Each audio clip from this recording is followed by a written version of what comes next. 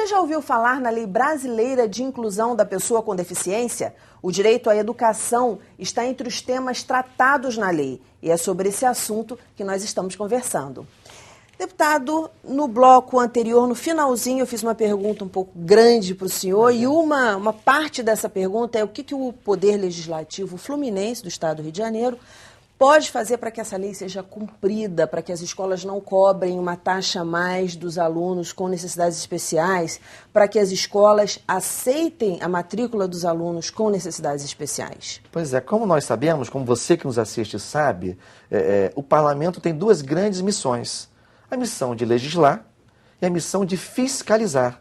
Fiscalizar o poder executivo, mas fiscalizar também o conjunto da sociedade para, eventualmente, intervir em situações de desmando, de descumprimento de lei. Portanto, nesse caso, a nossa principal missão, já que é uma lei que está em vigor e afeta todo o território nacional, uma lei federal, é zelar pelo seu cumprimento no estado do Rio de Janeiro. Nesse sentido, a Assembleia já adotou uma posição muito importante.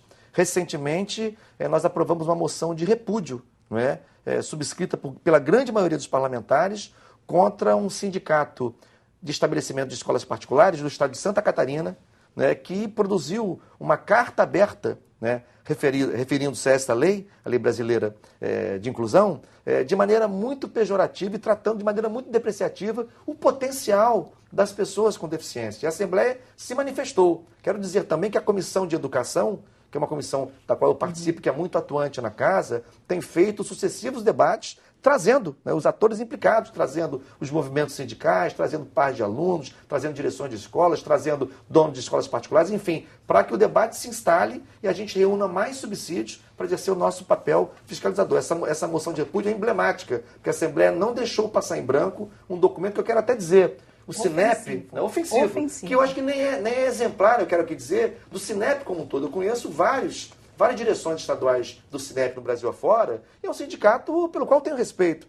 Mas a sua seccional de Santa Catarina produziu um documento que é uma pérola de discriminação, uma pérola de ofensa à pessoa com deficiência, e a Assembleia não deixou isso passar sob silêncio. Então, isso é cumprir a nossa missão. Isso é denunciar, é protestar, é fiscalizar, e não deixar que situações como essa se propaguem. Eu ouvi, né, quer dizer, as escolas particulares dizem, não, porque a gente tem que ter material adaptado, a gente tem que ter um professor mediador, um escriba, isso vai dar mais custos para a escola. E aí uma coisa que eu fiquei pensando foi o seguinte, a gente não paga luz pública, não é? E, por exemplo, o morador de rua, ele não paga luz pública, mas nós pagamos pela coletividade. Ou seja, esse cálculo do que seria a mais, do que a escola gastaria a mais com alunos com necessidades especiais, tem que estar no custo total dessa escola, diluído nesse custo. Sim, é o que a gente considera o princípio da justiça distributiva. Olha, você tem uma biblioteca. Algumas pessoas leem os livros, outras pessoas não leem. Nessa biblioteca, ela não tem que ter livro para todos? Por que alguém vai ter que pagar, o pai da criança cega vai ter que pagar o livro em braille? Não, o custo da biblioteca não está inserido no cálculo de todos? Então, Exatamente. dessa mesma forma, outro dia eu estava vendo uma reportagem em que um professor levava as crianças, um professor de matemática tirava as crianças da sala de aula e levava para uma sala, um laboratório, onde eles aprendiam a matemática jogando. Acredito eu que a sala de recursos multifuncionais, claro, focada para a questão da inclusão, ela também pode ser uma forma de provocar o relacionamento e de melhorar o aprendizado de alunos que não tenham nenhuma necessidade especial. Que seja muito mais fácil você aprender uma matemática com material dourado, de uma forma lúdica e tudo, ou uma tabuada com um determinado material, isso não exclui. Sim. Então, por que a sala de recursos multifuncionais ela tem que ser custeada pelo pai do deficiente, entendeu? Isso é um cálculo que tem que ser diluído. Da mesma forma, toda escola, toda coletividade não tem aquele material de uso geral.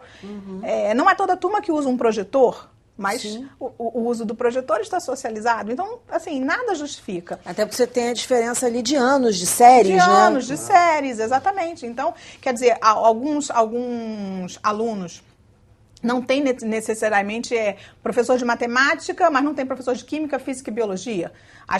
As crianças do ensino fundamental não têm química, física e biologia, mas o professor de química, física e biologia não está inserido na contabilidade geral da escola, então são determinadas coisas que tem que estar inserido na forma. Mas acontece que o medo das escolas é o não saber fazer, é o não ter boa vontade para fazer. É não querer aprender. É não querer aprender. E além disso, talvez o que talvez seja até pior, além da questão da preocupação com o custo do atendimento ao aluno com necessidades educacionais especiais, além da questão de não saber como fazer, enfim, um medo, mas há também algo que eu acho que pode ser pior, que é o preconceito em relação à diferença, né? Que trabalha-se com um padrão daquilo que é supostamente normal, um padrão estético, um padrão comportamental, um padrão, enfim, atitudinal. Portanto, se tem um aluno que, em função da modalidade e da severidade da deficiência que ele manifesta, foge desse padrão tido como normal, adequado, que pode ser apresentado, enfim, muitas escolas não querem que esse aluno esteja nas suas fileiras. Então, eu acho que pior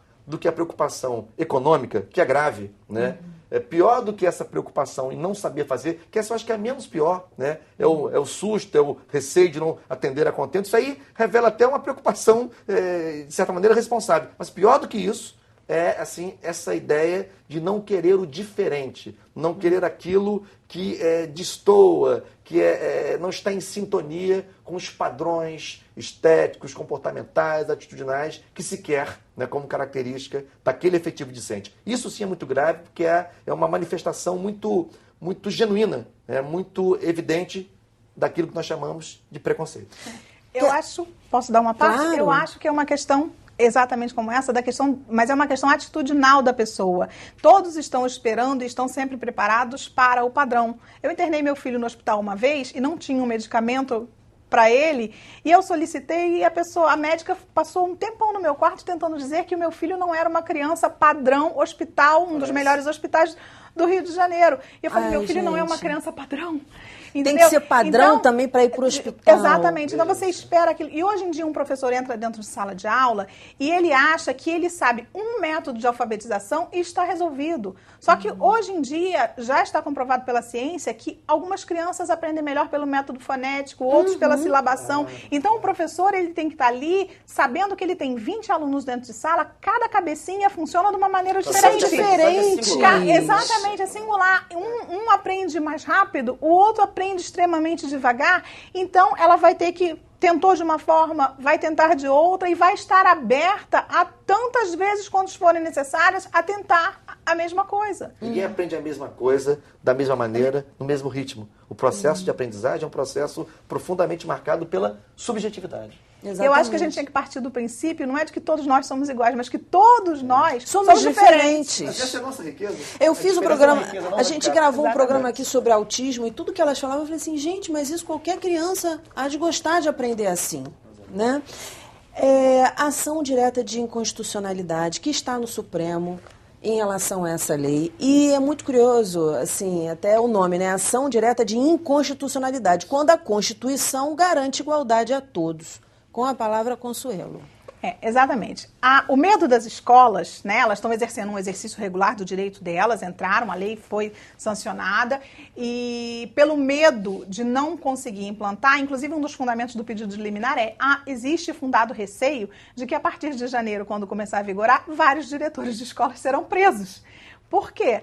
Porque a hora que a lei for sancionada, todo o comportamento deles, se não aceitar a inclusão, se a inclusão não for bem feita, será negligência, será crime, entendeu? Terá que ser. Então, eles questionaram basicamente 2 artigos, né, da Constituição.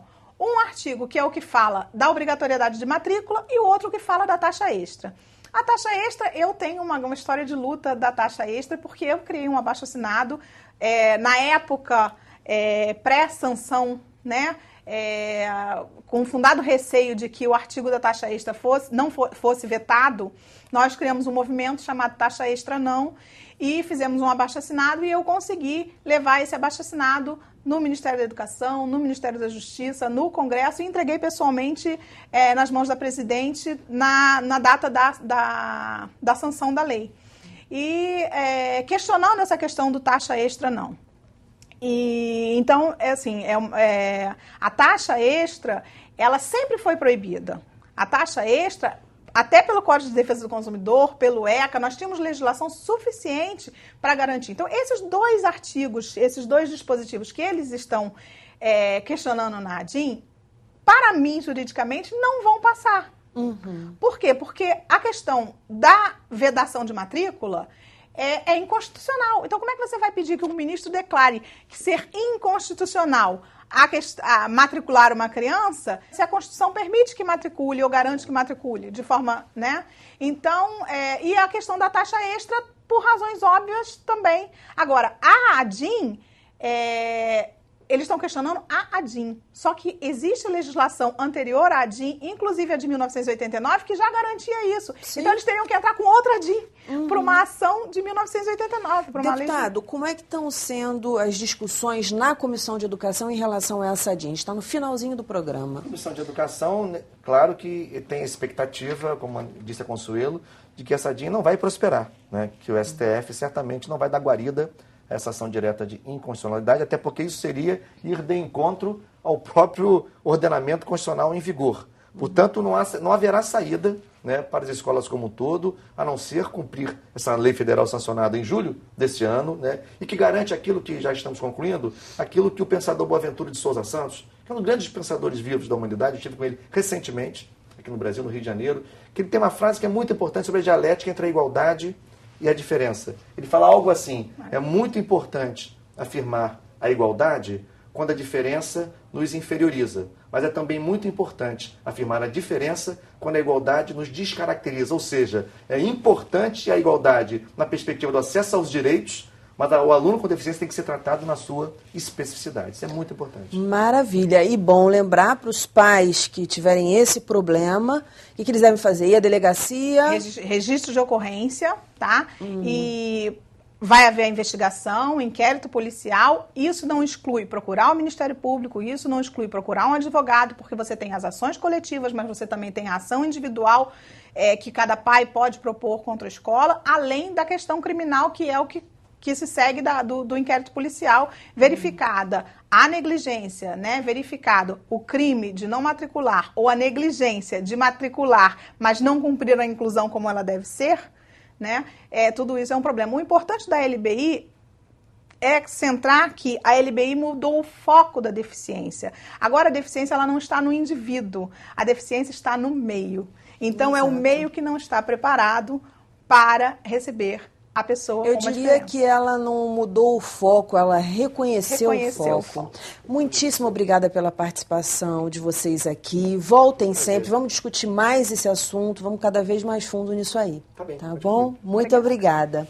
O nosso programa está terminando e se você quiser ver novamente, basta acessar o site www.tvalerj.tv. Para mandar sugestões, perguntas ou fazer críticas, escreva para nós no educa@tvalerj.tv. E fique ligado no recadinho deles aí pertinho dos créditos. Educação, se você não se envolver, não rola. Até a próxima. TV Alerj, o canal do povo fluminense.